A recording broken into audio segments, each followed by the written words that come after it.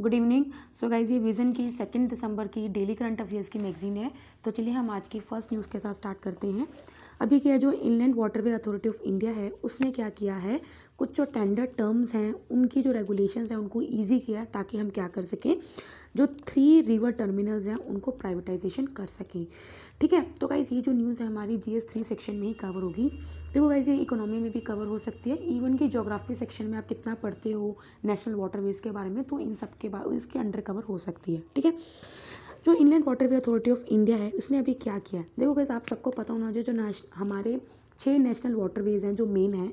ठीक है, तो जो नेशनल वाटरवे 1 है इसमें क्या है, मल्टी मॉडल टर्मिनल्स हैं 3। कहाँ कहाँ पे, वाराणसी, हल्दिया और साहिबगंज पे है। तो वहाँ पे हमने क्या करना है, इन मल्टी मॉडल टर्मिनल्स को प्राइवेटाइजिंग करने के लिए क्या किया है, जो भी रूल्स एंड रेगुलेशन है या जो भी टेंडर टर्म्स होती हैं उनको क्या किया है, ईजी कर दिया। अब guys in multi modal terminals को जो प्राइवेटाइज किया गया है वो किस मॉडल पे किया गया है, इक्विप, ऑपरेट एंड ट्रांसफर। देखो guys different type of model होता है, जैसे आपने रोड जब हम बनाते हैं तो लाइक BOT मॉडल होता है, बूट मॉडल होता है, ठीक है, हाइब्रिड मॉडल होता है, डिफरेंट तरह के मॉडल्स होते हैं। लेकिन ये जो मल्टी मॉडल जो टर्मिनल का जो प्राइवेटाइज किया है वो किस मॉडल पे किया है, equip, operate and transfer basis पे। अब इस मॉडल के अंडर क्या होता है, क्योंकि ऑलरेडी इंफ्रास्ट्रक्चर बना हुआ है, मतलब देखो सब कुछ तो बना हुआ है ना, हम बस उसको प्राइवेटाइज कर रहे हैं, मतलब प्राइवेट हैंड्स में उसकी रिस्पॉन्सिबिलिटी क्या कर रहे हैं, दे रही हैं। ठीक है, तो EOT मॉडल में क्या होता है, जहाँ पे इंफ्रास्ट्रक्चर ऑलरेडी एग्जिस्ट कर रहा हो और वहाँ पे कोई भी कैपिटल इन्वेस्टमेंट की जरूरत ना हो। ठीक है, ये आपको पता होना चाहिए कि नेशनल वाटरवे 1 कहाँ से जाता है, इलाहाबाद से हल्दिया तक जाता है। कौन सी रिवर पे, गंगा, भागीरथी, हुगली रिवर पे। तो कहीं ये बहुत ज़्यादा इंपॉर्टेंट हो जाता है। ये कौन से स्टेट से होकर गुजरता है, UP, बिहार, झारखंड, वेस्ट बंगाल। सभी के सभी 6 के 6 नेशनल वाटरवेज आपको पता होना चाहिए कहाँ से कहाँ तक जाता है, कौन सी रिवर पे है, और अगर किलोमीटर्स पता हो तो वो और भी बेहतर है। ठीक है, जो मल्टी मॉडल टर्मिनल्स हैं इनको हम क्या बोलते हैं, जो कि जैसे रोड ट्रांसपोर्ट होता है, रेल ट्रांसपोर्ट होता है, तो मल्टी मोड ट्रांसपोर्ट वो ट्रांसपोर्ट होते हैं जो 2 या उससे ज़्यादा डिफरेंट मोड्स को क्या करते हैं, यूज़ करते हैं। जैसे रेल, रोड, वाटरवेज, मतलब कि 2 या 3 इकट्ठे क्या करते हैं, उसको कंबाइन करके यूज़ करते हैं ताकि हम क्या कर सकें, किसी भी मतलब कि कार्गो को या किसी भी मटेरियल को हम क्या कर सकें, ट्रांसपोर्ट कर सकें from one place to another place. ये जो टर्मिनल्स हैं इसको हमने जल मार्ग विकास प्रोजेक्ट के अंडर बिल्ड किया था, जिसका एम यही था कि हम क्या कर सकें, रिवर गंगा के स्ट्रेच को डेवलप कर सकें बिटवीन वाराणसी टू हल्दिया, ताकि हम जो लार्ज वेसल्स हैं जिनका वेट 15 से 2000 टन का है उनको भी हम क्या कर सकें, नेविगेट कर सकें, उनको भी ट्रांसपोर्ट कर सकें। बाकी इस प्रोजेक्ट की जो इम्प्लीमेंटिंग एजेंसी है वो हमारी inland waterway authority of India है। ऑब्जेक्टिव हमारा यही है कि हम क्या करें, इनलैंड वाटरवेज को प्रमोट कर सकें। देखो गाइस, अभी जो हमारा ट्रांसपोर्टेशन होता है वो मेनली रोड के थ्रू होता है, और आपको पता है रोड ट्रांसपोर्ट बहुत ज़्यादा महंगा पड़ता है और हमारा कहीं ना कहीं एमिशन भी बहुत ज़्यादा होते हैं। तो इसलिए ऑब्जेक्टिव हमारा यही है कि इनलैंड वाटरवेज को हम प्रमोट करें, क्योंकि एक चीपर है, एनवायरमेंट फ्रेंडली है, स्पेशली कार्गो मूवमेंट के लिए। इंडिया के पास अगर देखा जाए approximately 14,500 kilometre of navigable waterways है, लेकिन इसके थ्रू जो वाटरवेज के थ्रू जो ट्रांसपोर्ट होता है, फीड का जो मूवमेंट होता है वो 5% से भी कम है एज़ कम्पेयर टू जो हमारा 65% मूवमेंट है वो रोड के थ्रू होता है और 27% रेल के थ्रू होता है। ठीक है, सो गाइस आई होप आपको समझ में आया होगा।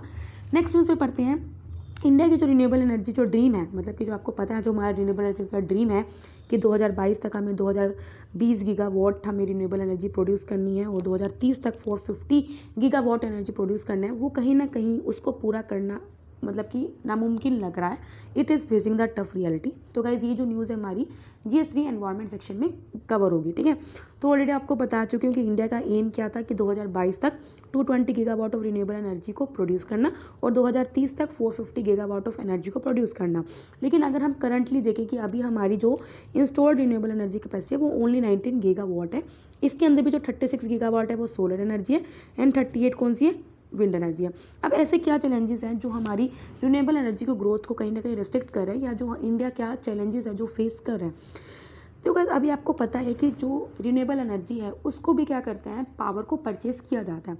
अब एक बात बताओ, आप पावर प्रोड्यूस करो लेकिन अगर आपकी पावर को परचेज ही नहीं कोई करेगा तो आप पावर फिर प्रोड्यूस ही क्यों करोगे। तो सबसे पहले क्या है, इनएडुकेट पावर परचेज एग्रीमेंट है। अभी देखा गया है कि 18 gigawatt of solar power projects के अंडर से सिर्फ 16 गीगावाट के पास मतलब कि पावर परचेज एग्रीमेंट ही नहीं है। अब आप देख लो कितना बुरा हाल है। इसके अलावा क्या है, इन प्रोजेक्ट्स के लिए ऑफकोर्स लैंड की अवेलेबिलिटी चाहिए, तो ये खुद में एक बड़ा क्या है, एक चैलेंज है। It is a single biggest impediment. Impediment का मतलब क्या होता है, मतलब कि रास्ते में आपके पत्थर है। ठीक है, इसके अलावा क्या, लैक ऑफ ट्रांसमिशन इंफ्रास्ट्रक्चर। अब यार आप इलेक्ट्रिसिटी प्रोड्यूस करोगे तो आप उसको ट्रांसमिशन भी तो करोगे। तो इन्होंने ये बताया कि 24 गीगावाट से भी ज़्यादा सोलर कैपेसिटी है जिसमें क्या ट्रांसमिशन कनेक्टिविटी नहीं है। मतलब कि सेंट्रल या स्टेट एजेंसीज के पास ऐसा कोई प्रोजेक्ट नहीं है जिसके थ्रू हम क्या कर सकें, इन पावर को हम क्या कर सकें, ट्रांसमिशन कर सकें। इसके अलावा क्या है, अब आपको पता है जो डिस्ट्रीब्यूशन कंपनीज होती हैं ये आपकी पावर को परचेज करके क्या करती हैं, आप तक ट्रांसमिट करती हैं। अब क्या है, जो डिस्ट्रीब्यूशन कंपनीज हैं ये क्लीन एनर्जी को तो खरीद लेती हैं, लेकिन उनको अब पेमेंट भी तो करना है ना जहाँ से आपने खरीदा है। तो उनको पेमेंट या तो बहुत ज़्यादा डिले करते हैं या फिर करती ही नहीं है, जिसकी वजह से जो बंदा इन्वेस्ट कर रहा है अपने सोलर एनर्जी प्रोजेक्ट्स में या रिन्यूएबल एनर्जी प्रोजेक्ट्स में, उसके जो सेंटिमेंट्स हैं वो कहीं ना कहीं, जो उसका कॉन्फिडेंस है वो क्या होता है, हर्ट होता है। अब गवर्नमेंट के द्वारा क्या स्टेप्स लिए गए, पहली बात इंडिया ने क्या किया हुआ है, 100% एफडीआई को अलाउ किया हुआ है ऑटोमेटिक रूट के थ्रू। इसके अलावा क्या है, इंटरस्टेट ट्रांसमिशन सिस्टम चार्जेस, मतलब कि अगर आप सपोज करो गुजरात में आप सोलर कैपेसिटी को, सोलर एनर्जी को प्रोड्यूस करो और अगर आपको हरियाणा में ट्रांसफ़र करना है, किसी दूसरी स्टेट में अगर आपको ट्रांसमिशन करना है, अगर इंटर स्टेट अगर आप सेल कर रहे हो सोलर या किसी भी विंड पावर को, तो उसमें कोई भी लॉस हो रहा है तो उसका जो वेवर है, मतलब जो भी टैक्स वगैरह है, जो चार्जेस हैं, उसको भी माफ़ किया हुआ है ताकि हम रिन्यूएबल एनर्जी की कैपेसिटी को इंक्रीज़ कर सकें बाय 2023। इसके अलावा क्या क्या, जो रिन्यूएबल परचेज ऑब्लिगेशन काफ़ी बार हम करते हैं, पढ़ते हैं इसके बारे में, जो उसके नॉर्म्स हैं उसको भी प्रिस्क्राइब किया हुआ है। ठीक है, नेक्स्ट न्यूज़ पढ़ते हैं हम।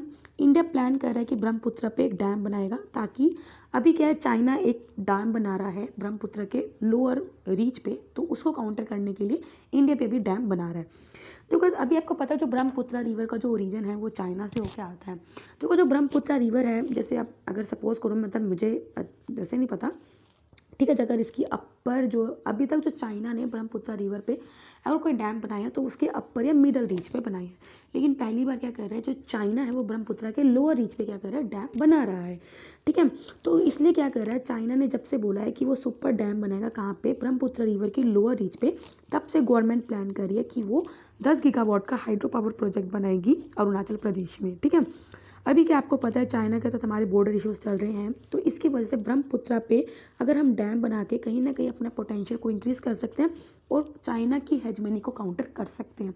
इंडिया के लिए क्या कंसर्न है, देखो आपको पता है हमारा जो इंडिया है, स्पेशली जो नॉर्दर्न इंडिया है, वो रिवर्स के वाटर पे ही डिपेंडेंट है। ठीक है, तो हमारे इंडिया में जितना भी रिवर का वाटर है उसमें से 29% वाटर है वो ब्रह्मपुत्र रिवर अकाउंट करती है। ठीक है, ब्रह्मपुत्र रिवर ग्रेट इंपॉर्टेंस के because it accounts for almost 29% of total water which is, और ब्रह्मपुत्र जो बेसिन है वो कहीं ना कहीं 44% उसकी वजह से जो हाइड्रो पावर पोटेंशियल है।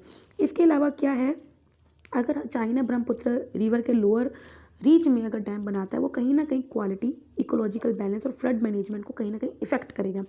इसके अलावा क्या है, ये चाइना के द्वारा पहला प्रोजेक्ट किया जा बना रहा है, मतलब कि पहला प्रोजेक्ट है चाइना के द्वारा जो ब्रह्मपुत्र की डाउन स्ट्रीम रीजन में बनाया जा रहा है। अभी मैंने बताया लोअर रीच में चाइना पहली बार प्रोजेक्ट बना रहा है।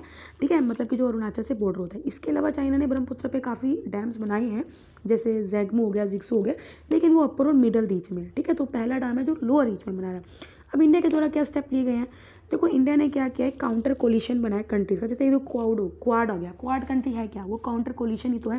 ठीक है, मतलब कि चाइना की हेजमनी को काउंटर करता है। ठीक है, इंडिया क्या करेगा, कंट्रीज का काउंटर कोलिशन ग्रुप को लीड करेगा जो ट्रांस बाउंड्री रिवर्स को शेयर करते हैं, जैसे मतलब कि जैसे नेपाल हो गया, भूटान हो गया, मतलब जो उन रिवर्स को क्या करता है, शेयर करता है, उन कंट्रीज़ का क्या करेगी, काउंटर कोलिशन एक ग्रुप बनाएगी और उसको लीड करेगी और एक देखेगी क्या कॉमन कॉन्स्टिट्यूशन को सेटअप करेगी जो इन सबको क्या कर सके, रेगुलेट कर सके। इसके अलावा क्या करेगा, southern Asian water information grid को प्रमोट करेगा, जो ये बताएंगे कि हम किस तरह से वाटर मैनेजमेंट की बेस्ट प्रैक्टिसेस को, मतलब ये सब बताएगा। ठीक है, नेक्स्ट न्यूज़ पे पढ़ते हैं। अभी क्या है ये मतलब कि अभी तमिलनाडु और केरला को अलर्ट मतलब कि जारी किया है कि साइक्लोन स्टॉर्म आ सकता है। ठीक है, तो गाइज ये जो न्यूज़ है हमारी कहाँ पे कवर होगी, आपको सबको समझ आ चुका है, GS1 ज्योग्राफी सेक्शन में कवर होगी। देखो गाइज अभी क्या है, एक हफ्ता पहले क्या है, साउदर्न स्टेट्स में साइक्लोन आया, ट्रॉपिकल साइक्लोन निवार, और अभी ये जानना चाह रहा है कि अभी कुछ दिनों में तमिलनाडु और केरला में एक और साइक्लोन आ सकता है जिसका नाम है बुरेवी। तो गाइज आपको साइक्लोन के नेम याद रखने पड़ेंगे। ठीक है, और ये कहाँ पे आ रहा है, बे ऑफ बंगाल में हिट होएगा। ठीक है, जो गाइज आपको पता है हमारे इंडिया में जो बे ऑफ बंगाल में जो साइक्लोन बनते हैं वो ज़्यादा हिट करते हैं, ज़्यादा हमारे इंडिया में डिस्ट्रक्शन करते हैं एज़ कम्पेयर टू अरेबियन सी। इसका मैंने आपको ये बता रखा है क्यों होता है, क्योंकि आपको पता है जो ट्रॉपिकल साइक्लोन्स होती हैं जो इनकी जो मूवमेंट होती है वो एंटी क्लॉकवाइज होती है, तो ये हमारी इन जो इस साउदर्न ईस्ट का जो पार्ट है उसको वो क्या करता है, बिल्कुल डैमेज कर देता है।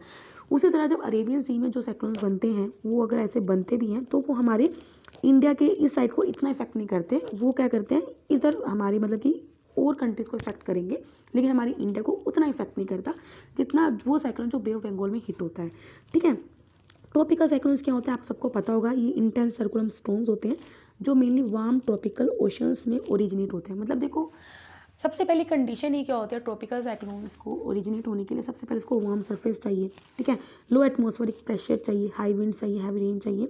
इनको नॉर्थ अटलांटिक और ईस्टर्न पैसिफिक में ह्यूरिकेन्स बोलते हैं। देखो गाइस, अभी इस तरह का क्वेश्चन यूपी पीसीएस में आया था, उसमें डायरेक्ट पूछा था कि ह्यूरिकेन्स किस रीजन में बोला जाता है या फिर नॉर्थ अटलांटिक या ईस्टर्न पैसिफिक में क्या नाम बोला जाता है। तो ये आपको पता होना चाहिए कि किस एरिया में हम साइक्लोन्स को क्या प्रोनाउंस करते हैं। ठीक है, नॉर्थ अटलांटिक और ईस्टर्न पैसिफिक में ह्यूरिकेन्स बोलते हैं, साउथ ईस्ट एशिया में टाइफून्स बोलते हैं और चाइना में भी, बाकी नॉर्थ वेस्टर्न ऑस्ट्रेलिया में इसको विली विलीज बोलते हैं।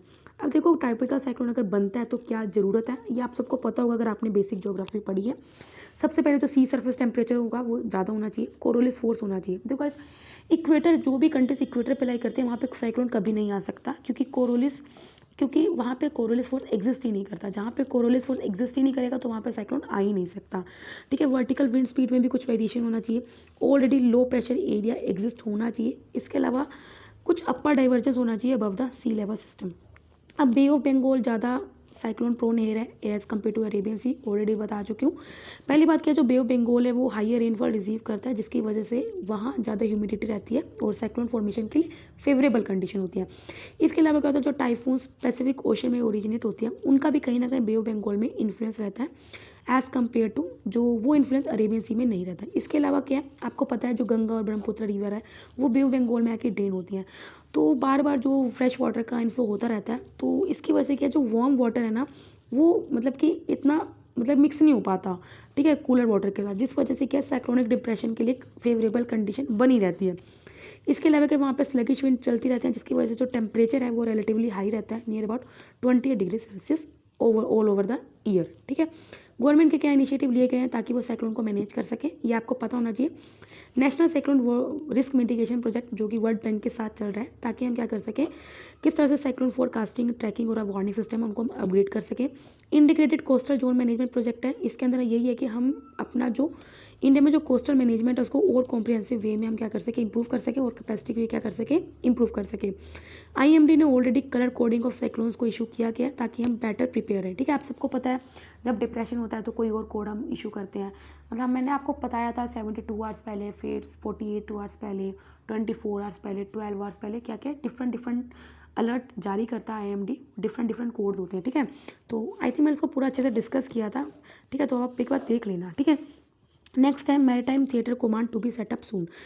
तो क्या ये जो हमारा जो न्यूज़ है हमारी सिक्योरिटी सेक्शन में कवर होगी GS2 में।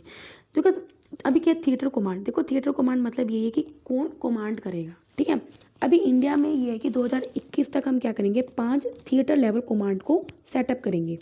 अब इसमें जो 5 थिएटर लेवल कमांड है, इसमें क्या आएगा, जो 3 कमांड है वो तो हम लैंड फोर्सेस के लिए सेटअप करेंगे, एक जो कमांड है वो हम करेंगे एयरफोर्स के लिए, और जो एक कमांड है वो मैरीटाइम थिएटर कमांड मतलब कि नेवी के लिए या फिर वाटर के लिए।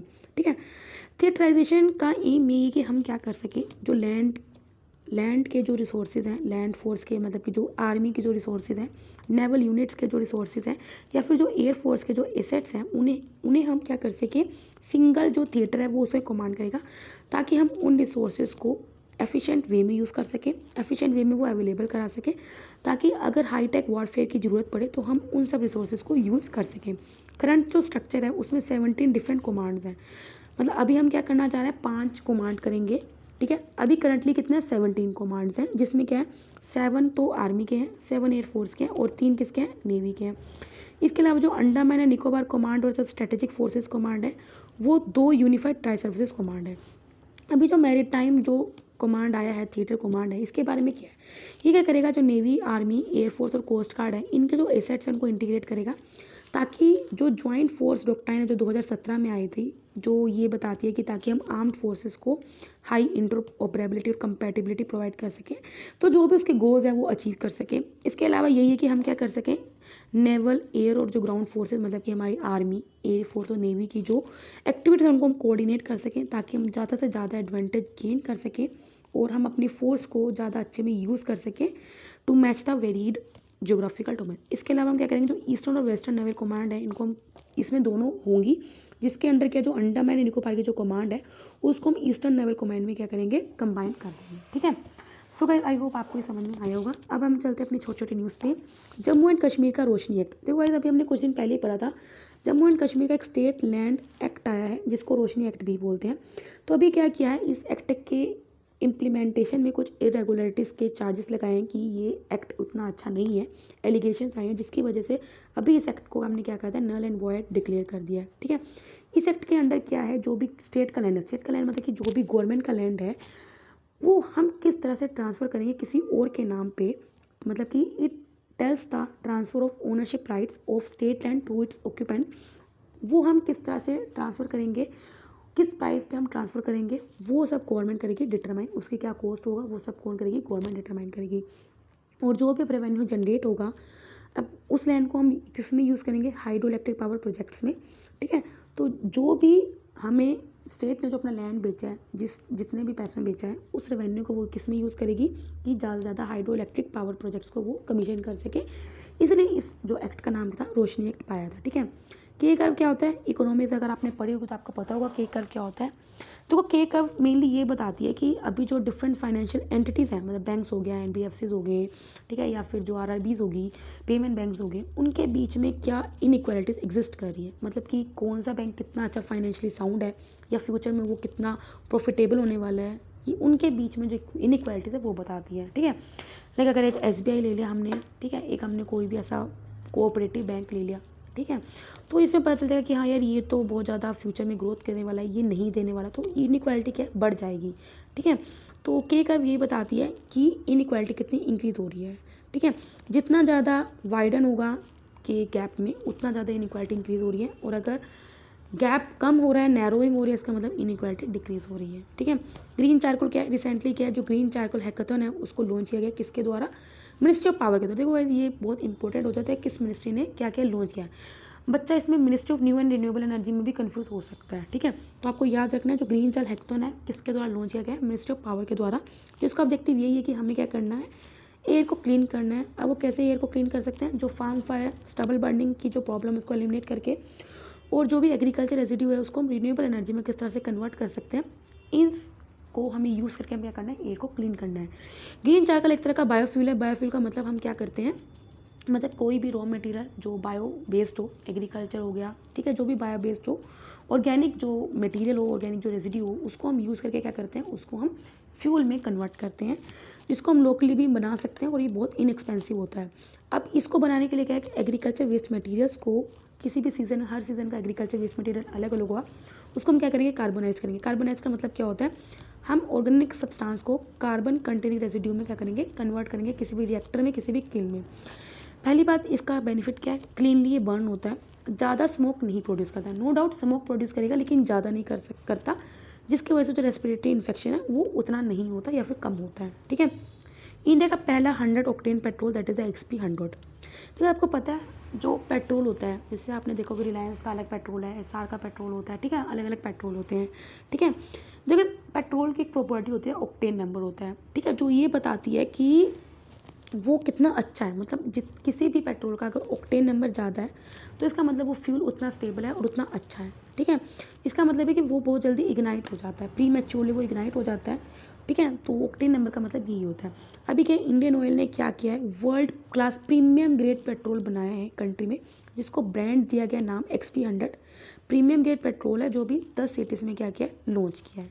ठीक है, आगे बढ़ते हैं, इमरजेंसी यूज़ अथोराइजेशन। देखो गाइस अभी क्या है, किसी भी वैक्सीन को पहले अप्रूवल चाहिए होता है किसी भी रेगुलेटरी अथॉरिटी का, लेकिन अगर किसी वैक्सीन को central drug standard control organisation है वो डील कर रहा है, तो वो जब तक अथॉरिटी वो अप्रूव नहीं करता तो वो वैक्सीन पब्लिक तक नहीं पहुंचता। ठीक है, तो किसी भी वैक्सीन को रेगुलेटरी अथॉरिटी को अप्रूवल मिलने से पहले उसको एडमिनिस्ट्रेट करना पड़ता है।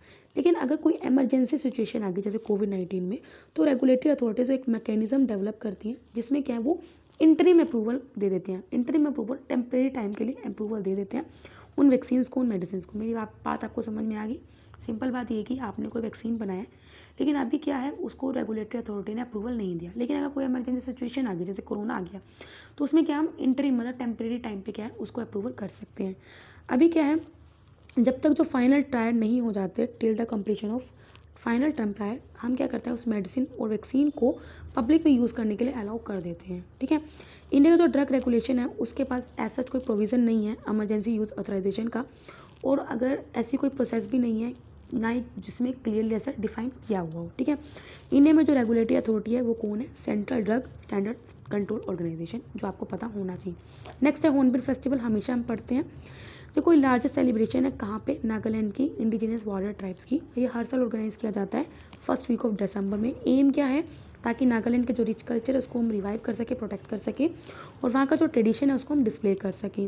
फेस्टिवल को हमने हॉर्नबिल के नाम पे रखा है, वहाँ का एक बर्ड स्पीसीज़ है नागालैंड का, जिसकी इंपॉर्टेंस यही है कि हम नारा जो नागालैंड का जो वर्ल्ड का वहाँ का जो स्पीसीज़ है हॉर्नबिल, वो ट्राइबल उन नागा के जो कल्चर है उनमें रिफ्लेक्ट करता है, जैसे एक्सप्रेशंस में, सॉन्ग्स में, डांसेस में। ठीक है, लास्ट न्यूज़ है बोको हराम। अभी क्या है गाइस, जो नाइजीरिया है, नाइजीरिया में 110 फार्मर्स को बोको हराम ने मारा है। अभी बोको हराम क्या है, जो गाइस बोको हराम एक मिलिटेंट ग्रुप है, टेररिस्ट ग्रुप है जो नॉर्दर्न नाइजीरिया में है, जिसका एम यही है कि वहाँ की हमें गवर्नमेंट को क्या करना है, ओवरथ्रो करना है, और वहाँ पे नाइजीरिया को एक बात है कि इस्लामिक स्टेट बना सकें। ठीक है, बोको हराम का एम यही है कि वो इस्लाम को प्रमोट करती है, इस्लाम के वर्जन को प्रमोट करती है।